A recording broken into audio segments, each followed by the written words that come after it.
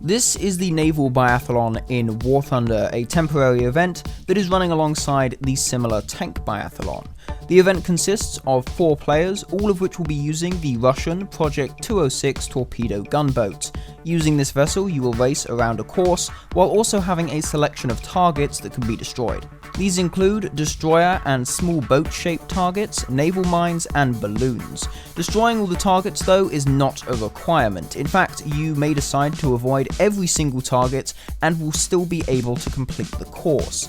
However, every target that is destroyed will give you a boost, so that will of course help you to gain the lead. There are 14 targets that can be destroyed over the duration of the course, so if you get all of them, you can use this boost 14 times, and in most cases you can actually destroy the targets without even turning off of the course, which will help to improve your pace further.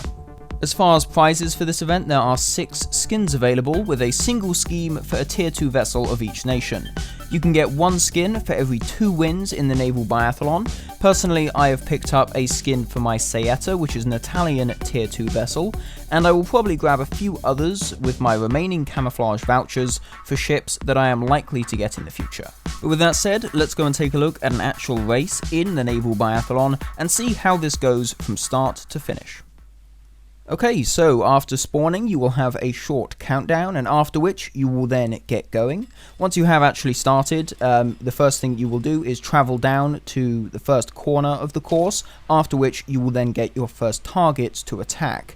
What a lot of people don't realise is that the waypoints on this course actually have essentially a really wide detection radius, so you don't actually need to follow the waypoints exactly. So on this first corner, for example, you can essentially just hug the island on the inside line of the corner and very easily push yourself into first position and have a reasonable lead as you get to the first targets.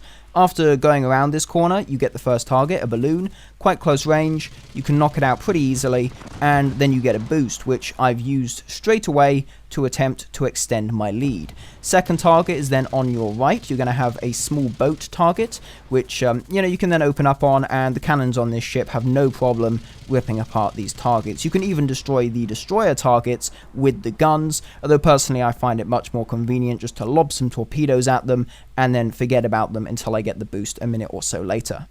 As soon as those torpedoes are gone, I round this slight bit of the corner and come into contact with yet another target, this time being another one of those small boat targets, and again it's very quickly dispatched of by the cannons on this vessel. This first part of the course is really where you're going to see a lot of targets pretty closely together. If you can get all of these and get all of the boosts from these sort of early targets, you can gain a fairly decent lead and essentially secure your win quite early on. So destroyed a balloon, another destroyer target, let off some more torpedoes towards that, as the first destroyer gets destroyed by the torpedoes that I dropped about a minute or so ago. Rounding the corner, I then also aim up on the first naval mine target that you'll come into contact with, fire at it, and all it really takes is a single shot. Not all your shots are going to hit. If you just aim at it, spam some shots, a single bullet will hit it, and eventually it'll blow up. That other destroyer just got destroyed by that second set of torpedoes. Third set of torpedoes goes off on the third destroyer that I've come into contact with, as I then use some of my boosts to keep the lead as I go into this sort of straight section towards some more corners. I really can't emphasize how important it is as well to know where the targets are. A lot of people may not notice some of the targets, like those balloons that we just went past. In this game, some of the people didn't notice them and essentially missed out on a boost. If you can know where the targets are and maximize the amount of boosts that you can get and then use, that's going to really benefit you and hopefully give you quite a few wins quite easily. Again, I just destroyed a balloon, some of those torpedoes took out another one of those destroyer targets, and now there's a slightly longer range balloon that again I knock out with relative ease.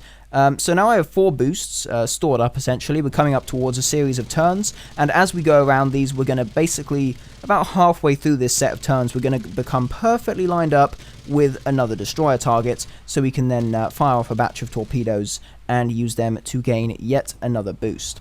So as we come around, once I hit this waypoint, my destroyer target will become illuminated, so I then line up with it and fire off some torpedoes. I did, I believe, drop a torpedo slightly earlier, although 1 torpedo is not enough to destroy these things. You need at least 2 of them to take out one of the destroyer targets. So those torps are away. I then continued to round the corner. I used one of my boosts during that time, and as you round this corner, hidden behind some of the smaller boats up ahead, you will have another mine target, so you can fire at that, get another boost pretty easily before heading on to the final turn.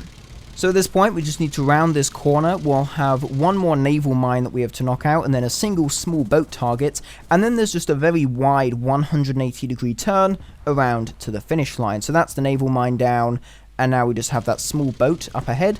And now at this point, I have a bunch of boosts essentially stored up, and I'm just going to gradually be using them as I round. Of course, there is a cooldown on the boosts, so you need to take that into consideration. If at this point you have like 4 or 5 boosts stored up, you really want to start using them to maximize your speed.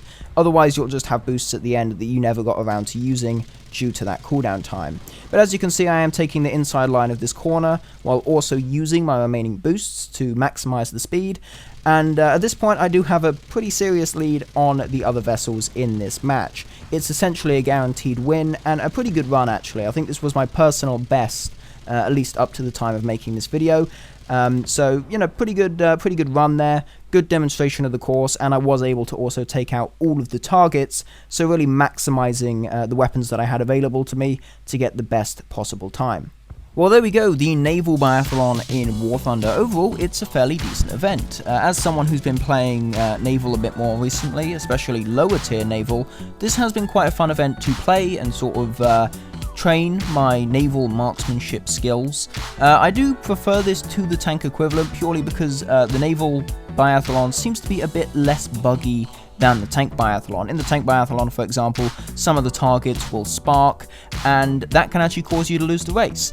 In the naval biathlon, however, everything just feels a bit more polished. It feels as though everything runs smoothly, the targets actually die when you shoot them, so that's quite nice, and it feels like a pretty well put together event. So I did enjoy this. Not so many people are playing it, so the queues can take a while, but nonetheless, it's a decent event, and the skins are quite nice. They are only for some of the more expensive tier 2 vessels, but nonetheless, it is nice to get some additional skins for some of these vehicles that usually have some more plain looking, more boring looking naval skins.